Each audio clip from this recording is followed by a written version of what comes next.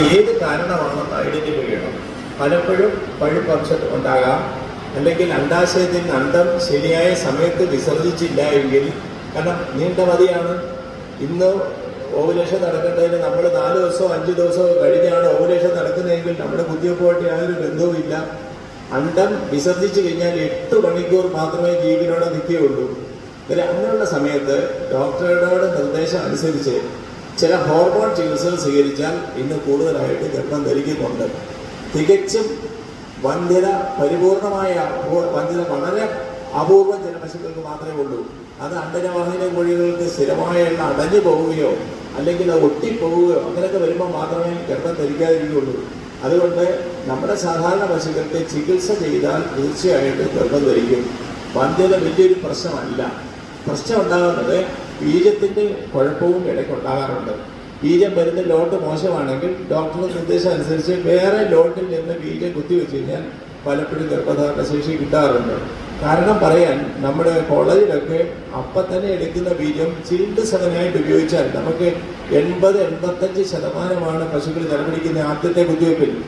എന്നാൽ ഞങ്ങൾ തന്നെ പ്രോസസ്സൊക്കെ കൊണ്ട് വെളിയിൽ പോയി കഴിഞ്ഞാൽ കുത്തിവയ്പ്പ് കിട്ടുന്ന റിസൾട്ട് 60 കുറയും. അത് വീണ്ടും നാട്ടിൽ സൗകര്യം കുറവുള്ളിടത്തായി കഴിയുമ്പോൾ അത് 30-20 പോകുന്നു. അന്നേരം ഈ ബീജത്തിൻ്റെ ശേഖരിച്ച് വെച്ചിരിക്കുന്നതിൻ്റെ ഗുണമേന്മ എല്ലാം, പിന്നെ കുത്തിവെക്കുന്ന ആളിൻ്റെ കഴിവ്, അതിനെപ്പറ്റി ഒരുപാട് പഠനം നടത്തിയിട്ടുണ്ട്. കോഴിക്കോട് ഒരു പഠനം ഞങ്ങൾ നടത്തിയതിനകത്ത് 18 സബ്സെന്ററിൽ ഒരേ ബീജം കൊടുത്തു. പക്ഷേ കൺസപ്ഷൻ റേറ്റ്, അതായത് ചെന പിടിച്ച് ശതമാനം നോക്കുമ്പോൾ ഒരിടത്ത് 48 കിട്ടി, ഒരിടത്ത് കിട്ടിയത് 8% മാത്രമാണ്. ഒരേ ബീജം കൊടുത്തിട്ട് തന്നെ. അല്ലെ, ഒരാൾക്ക് 8% കിട്ടിയെന്ന് പറഞ്ഞാൽ ഏത് പശുവിനെ വന്നാലും കുത്തിവെക്കുക, അല്ലെങ്കിൽ കുത്തിവെക്കുമ്പോൾ ശരിയായ രീതിയിൽ ആ ടെക്നീഷ്യൻ ചെയ്യുന്നില്ല. എല്ലാ കാരണങ്ങളാണ്. അതായത് ബീജത്തിൻ്റെ ഗുണം, ടെക്നീഷ്യൻ്റെ കഴിവ്, പശുവിൻ്റെ പൊളപ്പിൻ്റെ സമയം, ഇങ്ങനെ അനവധി കാരണമാണ് ചളിപിടിക്കുന്നത്. പിന്നെ നമുക്ക് ചെയ്യാൻ പറ്റുന്ന സമീകൃത ആഹാരം കൊടുക്കണം, നല്ല ആഹാരം കൊടുക്കണം. അതൊക്കെ പൊതുവെ കർഷകർക്ക് അറിയാവുന്ന കാര്യമാണ്. പിന്നെ വിറ്റാമിൻ അടങ്ങിയ calcium, phosphorus, copper, cobalt, manganese, zinc, iodine, selenium, molybdenum, ഇതെല്ലാം കലർന്ന മിനറൽ മിക്സ്ചേഴ്സ് അവൈലബിൾ ആണ്. ഇന്നിപ്പോൾ ഇവിടെ പ്രോമിൽക്ക് തന്നെ ഒരു മിനറൽ മിക്സ്ചർ വരുന്നുണ്ട്. അതിനകത്ത് ഏതാണ്ട് calcium, phosphorus, copper, cobalt, manganese, iodine, selenium, molybdenum ഇതെല്ലാം അടങ്ങിയതാണ്. അതായത് ഇതിനെല്ലാം റോളുണ്ട് ഓവുലേഷൻ നടക്കാൻ. അതുകൊണ്ട് ഒരു 30 ഗ്രാം വെച്ച് മിനറൽ മിക്സ്ചർ അടുപ്പിച്ച് കൊടുക്കുക. ചെന പിടിക്കാത്ത പശുക്കൾക്ക് വിറ്റാമിൻ എ, പച്ചപ്പുല്ല് ഇല്ലാത്ത സമയത്താണെങ്കിൽ കുറച്ച് മീനെണ്ണ കൊടുക്കുക തലേ ദിവസം. ഇതെല്ലാം പ്രയോജനം ചെയ്യും. അങ്ങനെയൊക്കെ നോക്കിക്കഴിഞ്ഞാൽ നമുക്ക് ചെലവെടുക്കാൻ കൂടുതൽ സാധിക്കും. ഇനിയിപ്പോൾ കുറച്ചുകൂടെ KLD ബോർഡും അല്ലെങ്കിൽ മറ്റുള്ള ഏജൻസികളെല്ലാം ഇമ്പ്രൂവ്മെന്റ് വരുത്തിയിട്ടുണ്ട്. ബീജങ്ങൾ കൂടുതൽ കുറച്ചുകൂടെ ഫെർട്ടിലിറ്റി കൂടുതലാണ്. മാത്രമല്ല, ഇനിയിപ്പം നമുക്ക് പശുക്കുട്ടി വേണമെങ്കിൽ മാത്രമായിട്ടുള്ള സോർട്ടഡ് സെമൻ തന്നെ എല്ലായിടത്തും എത്തിയിട്ടുണ്ട്. സോർട്ടഡ് സെമൻ്റെ കൺസപ്ഷൻ ഇച്ചിരി കുറവാണെങ്കിൽ പോലും ഗവൺമെൻറ് 500 രൂപ കൊടുത്ത് നിങ്ങൾ കുത്തിവെച്ചാൽ 2 പ്രാവശ്യം കുത്തിവെച്ചിട്ട് ചെന പിടിച്ചിട്ടില്ലെങ്കിൽ 500 രൂപ തിരിച്ചു തരികയും പിന്നീട് നോർമൽ സെമൻ വെച്ച് കുത്തിവെക്കുന്ന പരിപാടി അങ്ങനെ വരെ നടപ്പാക്കി.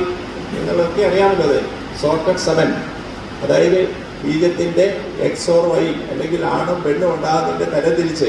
പിന്നെ പശുക്കുട്ടികളാണല്ലോ നമുക്ക് ആവശ്യം. അങ്ങനെ പശുക്കുട്ടി ജനിക്കാൻ തക്കണ്ണമുള്ള ടെക്നോളജി സോർട്ടഡ് സെമനും ഇന്ന് അവൈലബിൾ ആണ്. ഓവുലേഷൻ തിരിച്ചറിയാനുള്ള മെത്തേഡ്സ് മനുഷ്യന് ചെയ്യുന്ന പോലെ എളുപ്പമല്ല. സ്ത്രീകളിൽ വേരിയേഷൻസ് വരുന്നത് വളരെ മൈനർ വേരിയേഷൻ ഉണ്ട് ടെമ്പറേച്ചറിന്.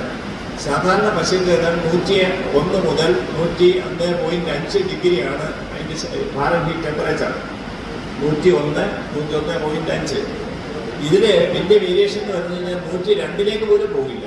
ഒരു 0.2, 0.3 വ്യത്യാസമേ ഉണ്ടാവുള്ളൂ. അത് വെച്ച് നമുക്ക് ടെമ്പറേച്ചർ വേരിയേഷൻ കൊണ്ട് അറിയാൻ പറ്റില്ല. ഒരു ടെക്നോളജി നന്നായിട്ട് എക്സ്പ്ലെയിൻ ചെയ്യുന്നതിനാണ് ശ്രമിച്ചുള്ളത്. ഗർഭാശയത്തിന് അണ്ടം വിളഞ്ഞു നിൽക്കുന്ന മനസ്സിലാക്കി അതിൻ്റെ വലുപ്പം നിർണ്ണയിച്ച് എപ്പോഴത്തേക്ക് ഓവുലേഷൻ നടക്കും എന്ന് പ്രതീക്ഷിക്കാൻ പറ്റും.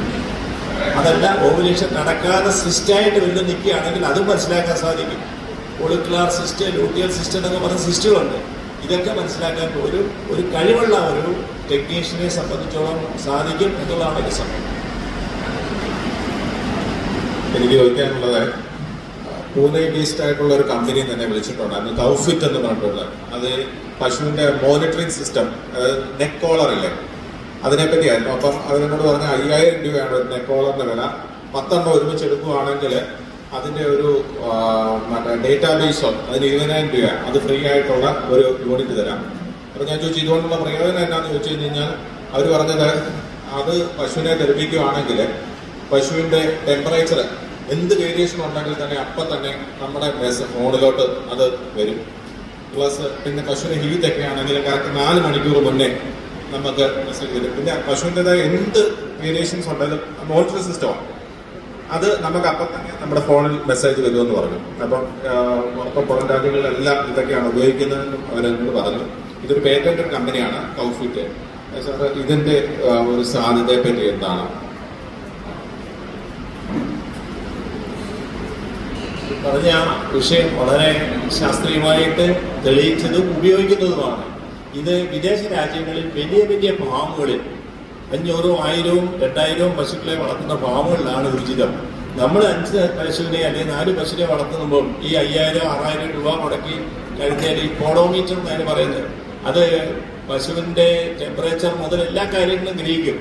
പശുവിന് വയറിളക്കം ഉണ്ടായ വയറിന് സ്തംഭനം ഉണ്ടെങ്കിൽ അതിനെപ്പറ്റിയുള്ള വിവരം, റൂമൻ മോട്ടിലിറ്റി, ഇതിന്റെയൊക്കെ ഇൻഡയറക്റ്റ് ആയിട്ട് റിഫ്ലക്ട് ചെയ്തിട്ട് റിസൾട്ട് കിട്ടുന്നതാണ്. ഇതിന് ടെമ്പറേച്ചർ കിട്ടും, പൾസ് കിട്ടും, അതിന്റെ മൂവ്മെന്റ്സ്, എന്തെങ്കിലും മൂവ്മെന്റ്സ് എന്തെങ്കിലും ആകായി ഉണ്ടോ, അതിന്റെ ബുദ്ധിമുട്ടുണ്ടോ, അതിന്റെ ലോക്കോമോട്ടർ സിസ്റ്റത്തിൽ വ്യത്യാസം ഉണ്ടാകുന്നുണ്ടോ, പാല് കുറഞ്ഞെങ്കിൽ അതിന്റെ റെക്കോർഡ്, ഇതെല്ലാം ഇതിനകത്ത് വരുന്ന ഒരു സിസ്റ്റം കഴുത്തേല് നെക്കിനകത്ത് ഘടിപ്പിച്ചിരിക്കുന്ന മീറ്റർ വഴിയാണ് അത് കണ്ടുപിടിക്കുന്നത്, ഓഡോമീറ്റർ പോലെ. പക്ഷേ നമ്മളെ സംബന്ധിച്ച് 2, 3, 4 പശുവിനെ വളർത്തുന്നവർക്ക് ഇത് പ്രാവർത്തികമായിട്ട് വാങ്ങിക്കാനും കഴിയില്ല. വാങ്ങിച്ചാൽ തന്നെ നമുക്ക് ഉപയോഗമില്ലതാണ്. ലാർജ് ഫാമുകളിൽ അവിടെ പ്രോപ്പർ റെക്കോർഡിംഗ് ഉണ്ടെങ്കിൽ അവരിതുമായിട്ട് ആ പശുവിൻ്റെ റെക്കോർഡ്സ് എല്ലാം അതിനകത്ത് കൊണ്ടിരിക്കും. ചുമ്മാ മീറ്റർ നേരെ കണ്ടുപിടിക്കില്ല, ഇതിന് 20 ലിറ്റർ പാല് തരും, അല്ലെങ്കിൽ ഇന്ന് പാല് കുറഞ്ഞു എന്നൊന്നും അത് പറയില്ല. കാരണം അത് പറയുന്നത് എപ്പോഴാണ് ഈ ഡേറ്റ കംപ്ലീറ്റ് ആ ഫാമിൽ ഫീഡ് ചെയ്തിട്ടുണ്ടെങ്കിൽ എല്ലാ പശുവിൻ്റെ പാലും അതുപോലെ മറ്റുള്ള കാര്യങ്ങളെല്ലാം ഫീഡ് ചെയ്താൽ മാത്രമേ അതിനകത്തുനിന്ന് റിസൾട്ട് നമുക്ക് പുറത്തേക്ക് വരുള്ളൂ. അല്ലാതെ ഒരു പശുവോ 10 പശുവിനോ ആയിട്ട് നമുക്കിത് പ്രാവർത്തികമാക്കാൻ പ്രയാസമാണ്. എന്നാലും അദ്ദേഹം ചോദിച്ച ചോദ്യം വളരെ നല്ലതാണ്. ഭാവിയിൽ നമുക്കറിയാം ഈ കമ്പ്യൂട്ടർക്ക് നമ്മളൊന്നും പ്രതീക്ഷിക്കാത്ത കാര്യങ്ങളാണ് നമ്മുടെ മേഖലയിലെല്ലാം വന്നിരിക്കുന്നത്. ഈ വീഡിയോ കോള് അല്ലെ വാട്സപ്പ്, ഈ വീഡിയോ കോളൊക്കെ എന്ന് വെച്ചാൽ അമേരിക്കയിൽ ഇരിക്കുന്ന ആളിനോട് നമ്മൾ നേരിട്ട് സംസാരിക്കുന്ന ഒരു 20 വർഷം മുമ്പ് നമ്മളാരും ചിന്തിച്ചിട്ടുണ്ടോ? നമുക്ക് ചിന്തയ്ക്ക് അതീതമായ ഒരുപാട് ഡെവലപ്മെന്റ് ഈ വാട്സപ്പ് ആണെങ്കിലും വാട്സപ്പ് കോളാണെങ്കിലും വീഡിയോ കോളാണെങ്കിലും എല്ലാം വന്നിട്ടുണ്ട്. അതുകൊണ്ട് ഭാവിയിലും നമ്മുടെ പശുക്കൾക്ക് കഴുത്തിലിങ്ങനെ മണിക്ക് പകരം ഈ മീറ്റർ ഘടിപ്പിച്ചു കഴിഞ്ഞാൽ അത് കൂടുതൽ പ്രയോജനം ചെയ്തേക്കാം എന്ന് മാത്രമേ ഇന്നത്തെ ദിശയിൽ പറയാൻ സാധിക്കുകയുള്ളൂ.